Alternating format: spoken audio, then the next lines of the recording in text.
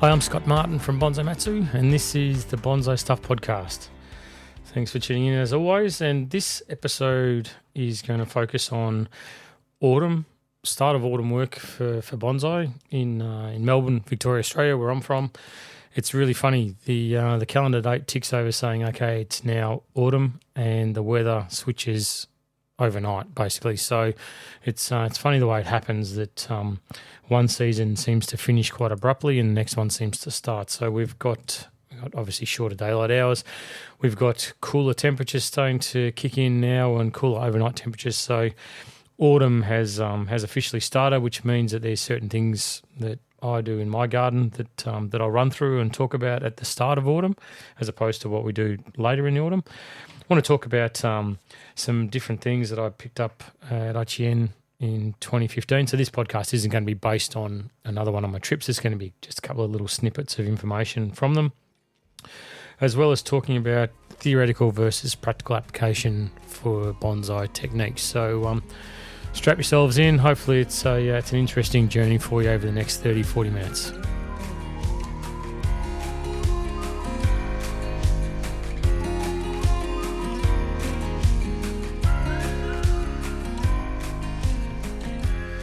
Now, I know I say this for every season, but geez, I love autumn. It's really one of my favourites. The colour of the trees is one thing that I do greatly enjoy, but it's also what's coming. You know, I love the winter silhouette of my deciduous trees, but it's also autumn is a great time for me to work on my pines as everything starts to slow down in a month or so's time. I can really start getting my teeth into those, and I really enjoy that. I really enjoy that work that comes around with pines. It can be quite full on because I've got a lot of trees I have to work my way through, but it's very satisfying as well. So I love it. Also, that on a personal note, I get to light a fire and sit around and enjoy that, which is a pleasant change from putting on the air conditioning because it's so stinking hot, especially at night when you're trying to sleep. So I do love that transition that we have going into the cooler months, because we clearly have 4 seasons and can have 4 seasons in one day. But it's a really interesting time for your bonsai, because you've got to watch out for. I know I get caught out a lot with it. We've talked a bit about overwatering and underwatering with bonsais in a couple of previous podcasts, but this autumn is a real time to get snagged, to get caught, because you may be feeling that it's cool, but there's a bit of a breeze, and the trees can dry out pretty fast. And they're still sucking up a lot of juice. You know, they're still pumping through the water, so it's important to make sure that you're not underdoing it a bit, which is, I suppose, where I can trip over in the past. That, you know, maybe when I haven't sort of thought about what the trees are doing and think more about myself and my environment and how I feel, that I can breeze over the fact that the trees probably needed a good water a couple of hours ago and now they're starting to suffer from it. So just keep an eye on the watering at this time. And another thing is that now that the weather's started to turn and our daylight hours are starting to get shorter, there'll be a tendency for the trees to start getting ready for the dormancy period that's about to come. So that means that it's a great time to start feeding the trees, because they'll start putting in the resources that they need to get through that dormancy period. And therefore, when spring comes around later in the year, it's going to make the trees a lot stronger. So the growth's going to be a lot healthier and a lot more dominant. So especially if you're going into a repotting phase for your trees, I really like to make sure that they're in perfect prime condition just before that happens, so I can make sure that they get through that repotting without any hiccups whatsoever. And feeding is just one of the things that we can use in our arsenal to make sure that we do have bonsai that are in tip-top shape. My method, as I've talked about many, many, many times, and that I promote, is the teabag fertilising method. Fill the teabag, half blood and bone, half an organic pellet fertiliser, and I basically double up my fertilising during the autumn period to try and dose them up as much as I can. Especially, it's really important for trees like, say, my Japanese white pines, which I don't feed during spring because I don't want to encourage the lengthening of needles or internodes on the trees. It's really important that I build the tree strength up now by making sure that they get a really serious dose of fertiliser over the next couple of months until they go dormant. Obviously, once they go dormant, there's no point feeding them. So I've got a window now of about 3 months, 12 weeks, where I can make sure that I'm doing the absolute most that I can with these trees to make sure they're as strong as possible. Not just for now, but for 6 months down the track when autumn's a thing of the past and winter's gone and spring gets here and the weather starts to turn, daylight hours start to get longer, then that's when I see the benefit of the fertilising that I'm doing now. It's that strength that they're going to push somewhere down the track. So it's really important to do it. I love the tea bags because they're easy, they're convenient, they don't take me a lot of work, and they don't disintegrate the fertiliser and break down into the soil mix that I use. So therefore they're not taking away those soil air cavities that I need for my roots to be able to breathe soil air, and clogging up my mix. Or, when I want to remove them and stop fertilising, it's really easy. Just lift the tea bag off, and unless the roots have gone up into the bag, it's a relatively simple thing to do. As always, just be careful and mindful that anything with blood and bone in it tends to attract a lot of animals, cats, dogs, possums, rats, anything that's floating around the yard. I'm sure will come in for a feed on these things. I know I put some out 2 days ago, and I probably got about a dozen, maybe just shy of a dozen, have been taken off the pots and ripped up already. They do get sick of it, so I tend to replace them pretty quickly and keep the supply out there. And when I put out fertiliser the other day, it was 350 bags on the trees, because I'm not fertilising my Japanese black pines at the moment that have been decandled, because I don't want to encourage, because they are still in a growing phase. They're still growing these new buds and new needles that I've forced to regrow by decandling. So I'm not fertilising them at the moment because I don't want to encourage an elongation of that growth or those needles and destroy the hard work that I've done with decandling. So I'm going to let them just sort themselves out, and when time comes and they've stopped pushing growth, that's when I'll go and plough the fertiliser onto those.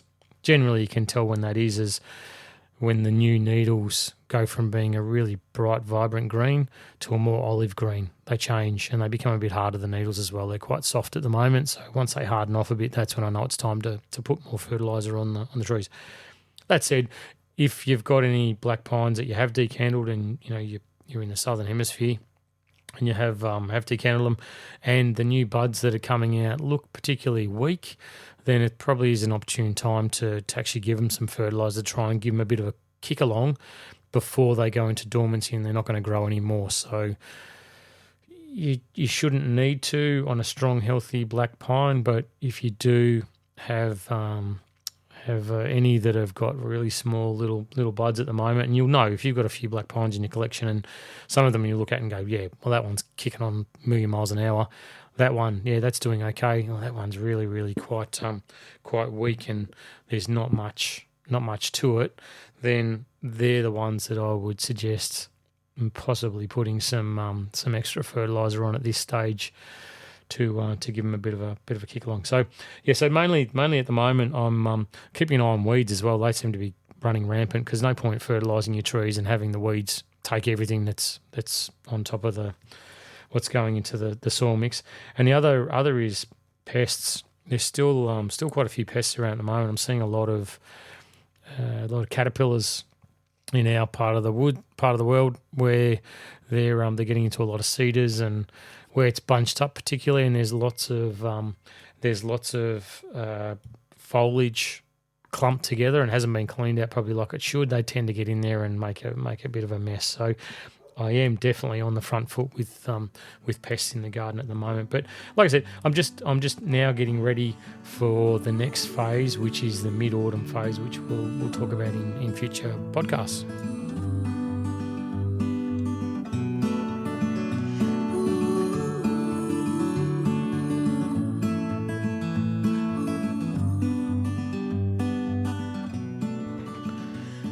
So I've been reading through more notes from overseas for research for this. So I'm trying to build something for this podcast. And one of the things that I came across, which I do instinctively now, and I practice what I preach, and it's interesting to note where the concept came back to, I suppose, where it originated for me. And one of the main ones was on this trip in 2015, where it was talking about the silhouette of your bonsai. And there's a notion of hedge pruning of bonsais, which I don't profess to and I don't like. It's basically where you're effectively hedging a pad or a bonsai into a certain shape so it looks good from a distance. And that's fine, and they do look lovely. They do look really, really nice with full leaf on there, but I always focus on my work with my trees as to what they're going to look like with no foliage. So a deciduous tree dropped its leaves in winter, and that's why I'm getting excited with autumn being here now, because I'm getting closer and closer to seeing all the bloody hard work that I've done with pinching through spring and pruning and cutting back and regrowing and all that stuff, because when you've got that naked silhouette, you really get to see the hard work shine. And it takes years, decades to really develop good, strong, solid, ramified structure on deciduous trees. It doesn't happen overnight. So when it does happen, I see it as it's a bit of a pat on the back for hard work and dedication and commitment and consistency with what I've been doing. So this conversation that I had, that I made big notes on, was about silhouette and the shape of your bonsai. And it's really important to maintain that silhouette in all its glory. It's really important to make sure that you're replacing anything that's getting too thick towards the extremities of the silhouette shape, the final outline of the bonsai. And it's hard to see that when there's a lot of foliage on there, but it's so important. This morning I was working on an enormous cedar forest, and that's all I was doing. This thing's still in development phase, so it's grow, cut, wire here, wire there, but grow, cut. And it would be so easy to get in there and just sort of prune these things so they have nice little domes, prune the branches so they had nice little pads, and go, there you go, see you later, there's your forest. But it was more about going in there going, well, that's too thick for that area, let's cut that back and let's use that little bud that's grown just beside it in the last 6-7 weeks to replace that thicker stub or thicker branch that's been growing in that area. And it's really important, that sort of thing, and that focus, that approach to working on your bonsai, that you are constantly looking to improve it. You can still, to a certain extent, maintain the silhouette that you've got if you are doing that cutback on a continual basis. Every time you work on the bonsai, look to see, is it too thick for that area? If I remove it, what's it going to look like? I do that by putting my hand over the branch or the particular area before it's cut off. And is there other things in that area that can grow to fill that space? Because it's that old approach of one step backwards to take 2 steps forward that really ensures that your bonsai is going to keep kicking goals for a very long time. This is for bonsai that are really in that, at the pointy end of their refinement. So young trees in development, you're still going to have the same approach where you'll let these things take off and thicken the trunk. And instead of possibly keeping that branch once it's done its job as a sacrifice, it may be better to lop the whole thing off and start with a new bud in that area and rebuild an appropriate thickness and appropriately developed branch in that space, as opposed to the big, thick, ugly sacrifice branch, just because you've got it, cutting it off, going, right, now let's start again. And then you've got, 10 centimetre stub as thick as your thumb with tiny little branches starting to come off that. I don't think that's the right way to do it. Go back a long, long way, and good structure is good bonsai, and always looking at the structure. And it's funny, from the first time I went to Japan to now, like this is the fourth trip, fourth or fifth trip to Japan. It's the same message every single time I go there, and every single set of notes that I read through, it's that same simplistic approach to good bonsai. You know, good structure is good bonsai, and if you keep that at your fore every time you're working on something and you're not cutting corners, then it happens. It gets there over time, and this is from talking with different apprentices and different people at different times of the year, and it's that same consistent approach that I think makes things work. Another thing that that I found very interesting reading through these notes, there was a 2-page note section. One side at the top had the heading "Developing Bonsai," and the other side had "Developed Bonsai." So I'd call it bonsai development, refined bonsai, but same thing. So one's on the path, the one's at the pointy end. So, and then it was a simplistic or very, very mindful approach to how you pruned those different bonsai, and in particular, the strength of the foliage that you remove. So, for a bonsai that you're developing, right, you're wanting this thing to be strong. You're wanting it to push growth out. Because if you go back to the reason why you're developing it is because you might want to develop the nabari, you might want to develop the trunks, you might want to work on the primary branching, or you're maybe working on the secondary branching. What it is, you're working on something, right? So you're wanting things to change, you're wanting things to grow, you're wanting things to develop, right? So if that's your approach, then quite simply you remove the weak branches, all right? So we keep the strong on a developing bonsai, and we remove the weak. Therefore, what's strong gets stronger, which as it gets stronger, gets longer, gets thicker, starts to get to our target of developing the bonsai a lot quicker. I hope that makes sense. So we take out the weak, we keep the strong gets stronger, and therefore get longer, get more vigor, and with that comes more increased back budding or just overall thickness of structure, right? On the other side of the coin, the developed bonsai or the refined bonsai, we don't want that coarse, thick growth. We don't want the branches to get excessively thick. We don't want those thick stubs at the outline of our silhouette that we talked about a little bit earlier, where we're talking about refining and removing that's too thick and replacing it with something that's a little bit thinner and more suitable to that section of the tree. So we remove the strong and keep the weaker. All right, so we go back to the developing bonsai, we're turning the dial up. We're keeping the strong and we're pushing them, and we're encouraging them to grow stronger. With the developed bonsai, we're wanting to turn the dial down. We're saying, hang on a minute, don't get too long, don't get too thick, don't get too coarse. Keep it all in check. All right. Now, as I said, in Melbourne, Australia, we're getting into autumn. So autumn leads to fertilizing regime, and when you look at this scale that we've got, developing, developed, developing bonsai development, bonsai and refinement, the fertilizing regime is got to be taken into consideration as well, because if you've got a bonsai that you're developing, then of course you're going to want to fertilize it. You're going to want to really feed it, because when you're developing something, internode length isn't your concern. You're wanting thickness. You want elongation, you want lengthening. So therefore you want to make sure that you're really pumping the fertilizer in there during a foliage growing period like spring or the very start of autumn. You're really maximizing your return on length to give you girth, right?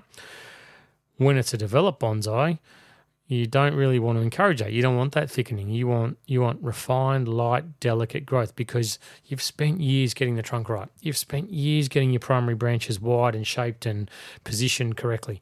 You've spent years getting the secondary branches right. You've spent probably decades working on the refinement of these things, and to go and plough fertilizer on there now without due thought about what you're trying to achieve means that at this very first part of autumn, you might end up with way too much growth and way too much growth means thickening, which means you're going to destroy the silhouette of the trees and the light structure that you've got around the periphery. So at this very first part of autumn, for those trees that are really at the pointy end, you might just give them a little bit of fertiliser, not a bucket load.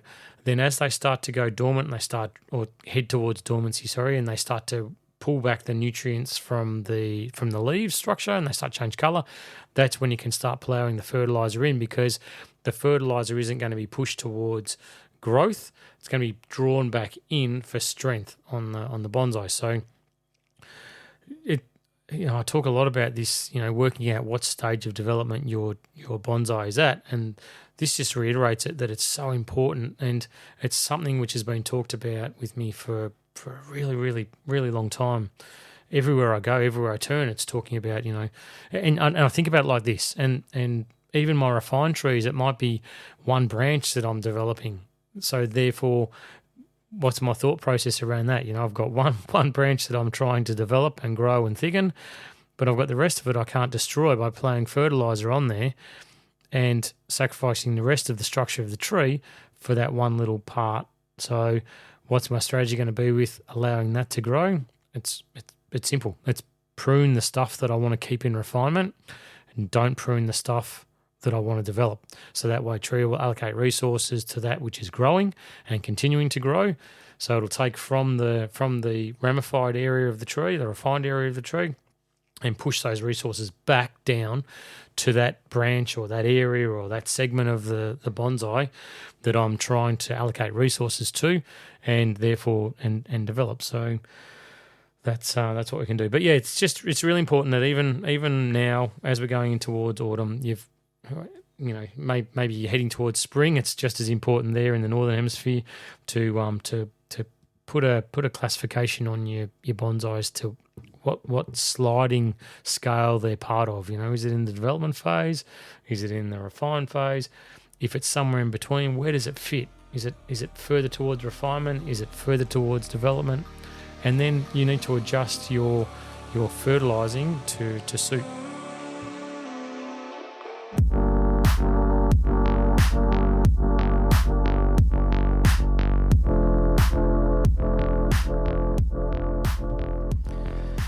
All right, for the next section of this podcast, I wanted to pose a question, I suppose, for one of a better phrase. And it was, does your thinking about bonsai change or evolve over your bonsai journey?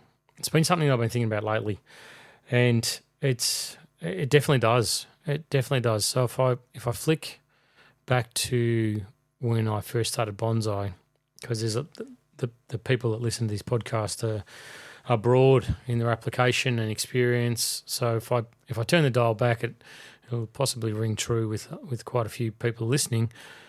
When I first started bonsai, I started being interested in bonsai, there was a rush. So it's how do I get there quickly? How do I cut corners? And I've told lots of stories about doing stupid things like hitting trunks with hammers and drilling holes and all that sort of stuff. And I was always wanting to have something, a piece of art, right? I wanted to have something in front of me that looked beautiful now. And I would do anything I could think of, manipulate structure, bend things, whatever. So it would look like the image of bonsai that I'd seen in magazines or I had in my head, and it was beauty at all costs. That was basically how it evolved. Was just focusing on how do I make this as pretty or as bonsai-esque as I possibly could, and it didn't matter what I had to do to get there. I also didn't care about pots. I didn't care about accompaniments. I didn't care about presentation. All I really focused on was, I've got this thing. How do I make it into that perfect photo within the next, I don't know, let's give it some time, maybe 20, 25 minutes.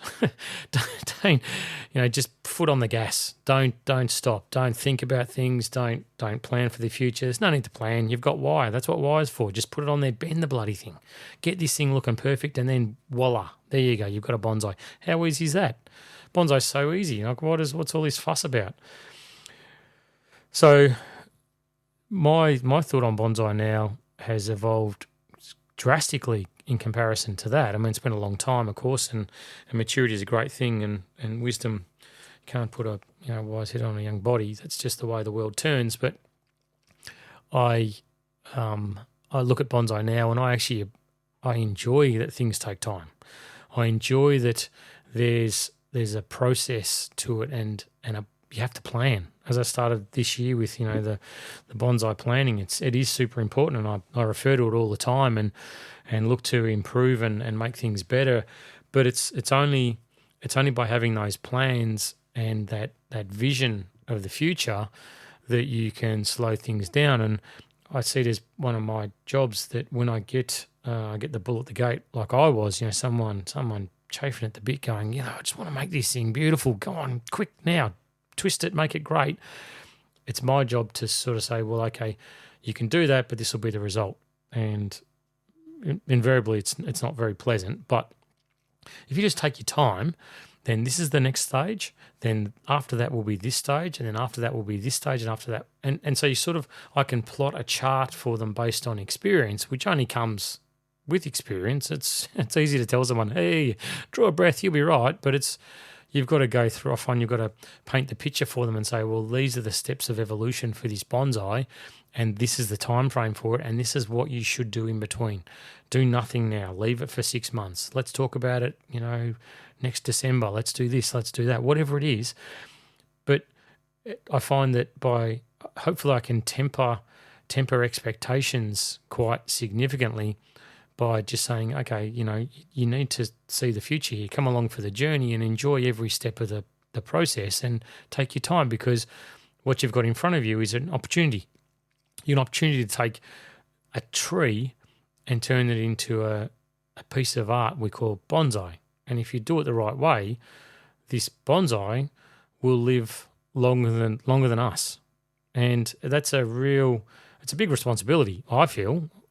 I do. I'm not saying that lightly. I feel it is a responsibility that once we put something into a pot, it's up to us to care for it, nurture it, and do the best we possibly can with it.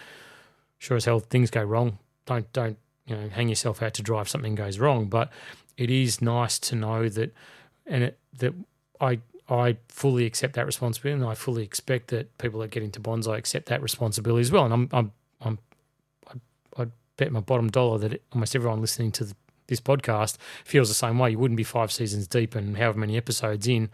I think we cracked 50 episodes recently. So yeah, that's a milestone. But you wouldn't be this far into the podcast without having that dedication to yourself and your trees that are in your care and custody. So my thought about bonsai definitely has evolved. And if I could come back to a couple of key points that I really focus on when it comes to my bonsai, is strength is number one. Absolute always. I'll forego beauty for strength any day of the week.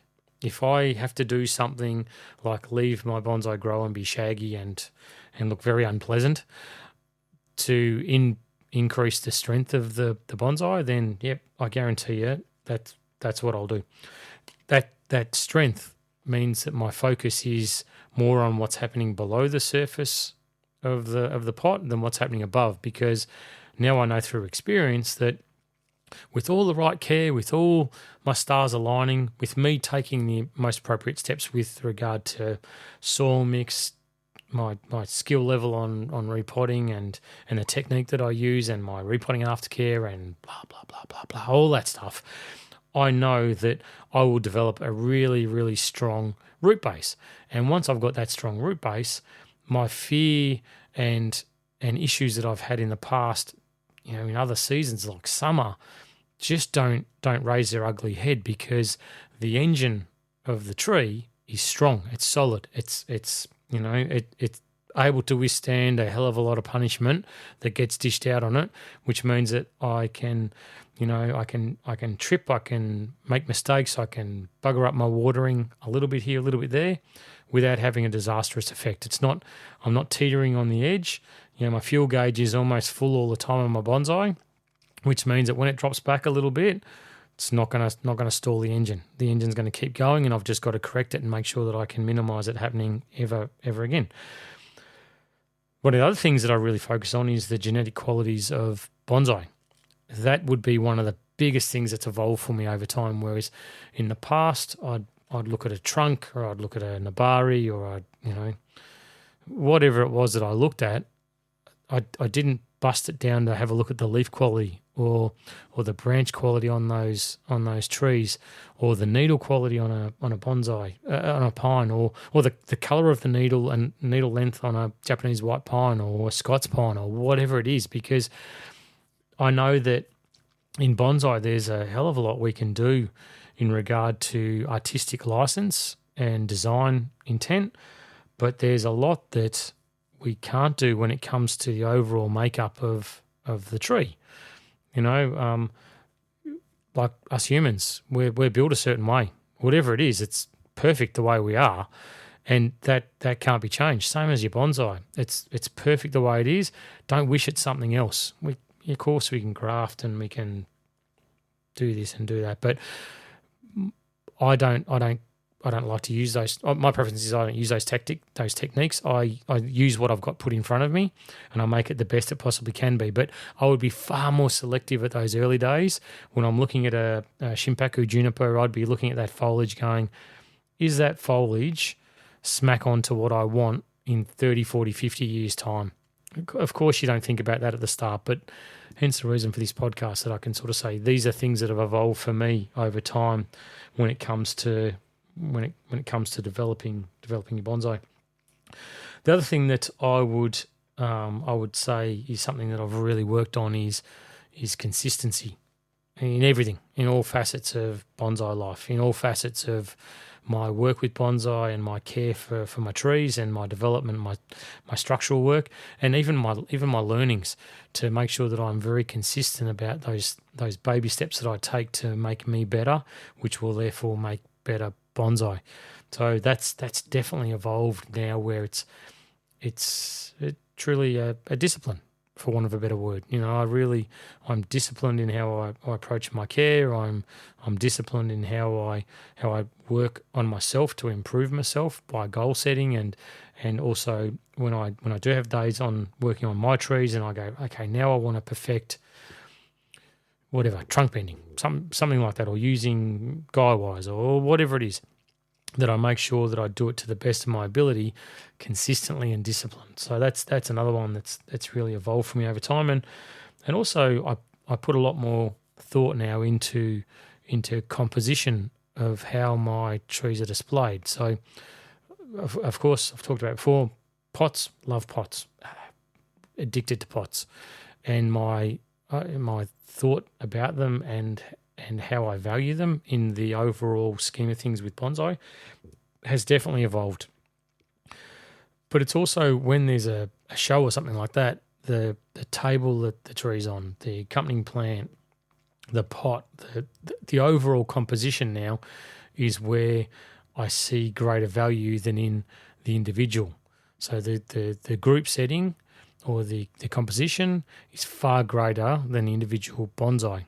And that's something which took a long time for me to see past. I'd always look at the tree, I'd always look at the bark, I'd always look at the branches, I'd always look at the foliage, and you'd sort of breeze past the rest of it. Whereas the design, the scroll that's hanging there, the table that they're on, oh my God, don't get me started on bonsai tables. They're another thing entirely. But that I think that how you can make it that you can create an emotional feeling, an emotional response in the viewer by the components that you put together and how they're put together and the position that they're in. So not just lumping things on a table.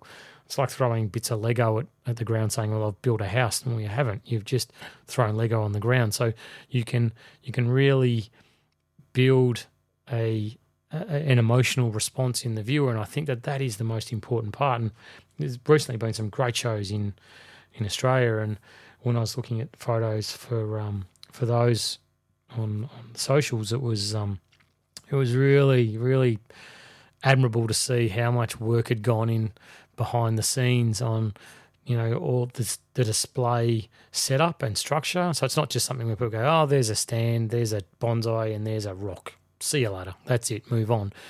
It's the delicacy of, how things go together. So when you look at it, it brings up in you. It might not be the same for all of us. It doesn't have to be. It shouldn't be the same for all of us because we're all unique. But it should definitely be something which draws an emotion from all of us, and that's really where things have evolved for me over my bonsai journey. I'm sure it's different for everybody, but you'll notice if you're at the start of your bonsai life, then you'll notice these things that I'm talking about over time will suddenly come to you. You go through a few repotting cycles, you get sort of 5-10 years down the track, then your tree starts getting to a point where you're looking at it going, that's pretty schmick, that's pretty good.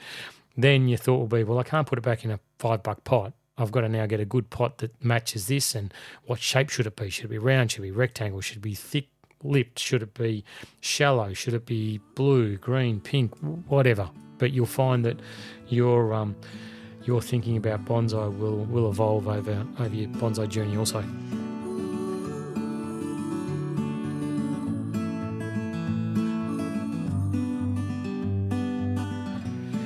Well, there we are, folks. That's the end of another episode of the Bonsai Stuff podcast. Thanks for sticking around. Hope you enjoyed it. It's a lovely medium for me to reach out and stay in touch with lots and lots and lots of people. And as always, just keep flicking the messages through the socials. It's really nice to hear from people, whether you're in Hawaii, New Zealand, wherever you are. I tell you, from the bottom of my heart, it's lovely to hear such encouraging things that people are doing and steps they're taking as a result of listening to the podcast and building up your confidence and really having a good hard crack, which is great. So thank you for staying in touch. And as always, bonsai are near and dear to all of us. Just make sure that no matter what season you're in, I know this one's been talking a bit about autumn here in Australia. Even in different parts of Australia, these things may not be applicable to you just yet, but they may well be, which I hope you get something out of. But if you're in other parts of the world, it's probably a good chance just to stop, check, and say, well, what is it? What am I doing with my bonsai? Where do I want to get to? What stage of that sliding scale are they on? What should I be doing that's appropriate at this time in the bonsai life? And make sure you do it. Enjoy it, and keep those scissors well oiled and nice and sharp, and make sure everything that you do is to the best of your ability. And as always, until next time, happy bonsai.